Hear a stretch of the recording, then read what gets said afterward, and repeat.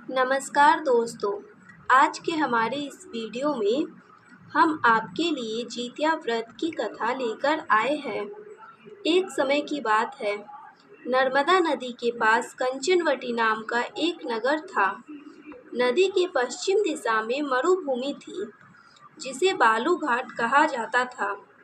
वहाँ विशाल पाकर का एक पेड़ था। उस पेड़ पर चील रहती थी। पेड़ के नीचे एक खोखर था जिसमें सियारिन रहती थी। चील और सियारिन में गहरी दोस्ती थी। एक बार दोनों ने मिलकर कुछ स्त्रियों को जितिया व्रत करते हुए देखा। तब उन्होंने यह व्रत करने का संकल्प लिया। फिर दोनों ने भगवान जीमूतवाहन का पूजा करने के लिए निर्जला व्रत रखा। व्रत के दिन उस नगर में एक बड़े व्यापारी की मृत्यु हो गई और व्यापारी का दाह संस्कार उसी मरुस्थल पर किया गया।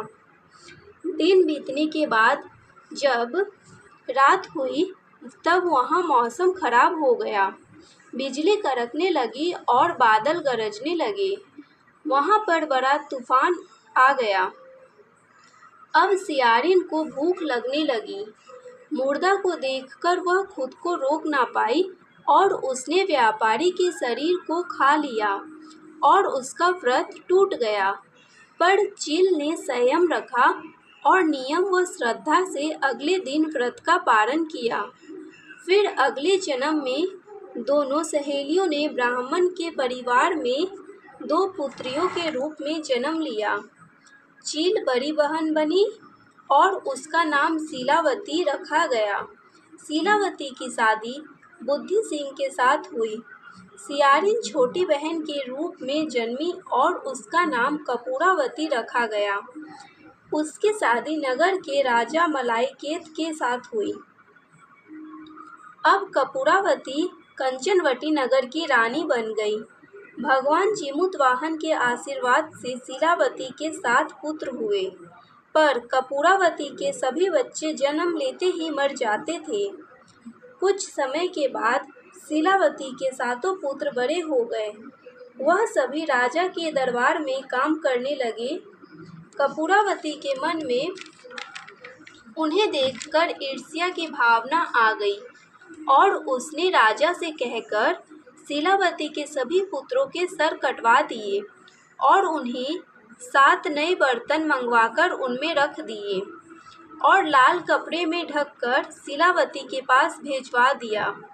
यह देखकर भगवान जीमूतवाहन ने मिट्टी से 7 भाइयों के सिर बनाए और सभी के सिर को उनके धड़ से जोड़कर उन पर अमृत छिड़का दिया, जिससे सभी में जान आ गई और शीलावती के 7 पुत्र जिंदा हो गए और अपने घर लौट आए।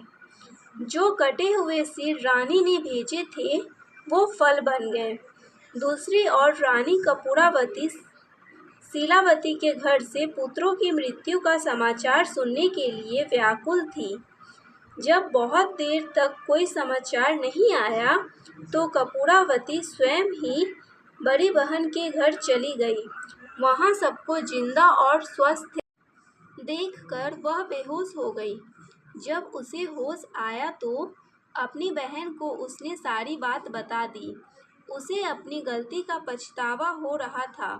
भगवान जीमूतवाहन की कृपा से शीलावती को पूर्व जन्म की बातें याद आ गई, तो वह कपूरावती को लेकर उसी पाकर के पेड़ के पास गई और उसे सारी बात बताई।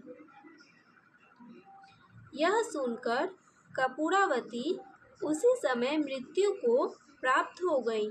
जब राजा को यह खबर मिली तो उसने उसी जगह पर जाकर पाकर के पेड़ के नीचे कपूरावती का दाह संस्कार कर दिया। हे भगवान जीमूतवाहन, जैसे आपने शीलावती के 7 पुत्रों की रक्षा करी, वैसे ही इस कहानी को कहते, सुनते और हंकार भरते सब पर कृपा करना।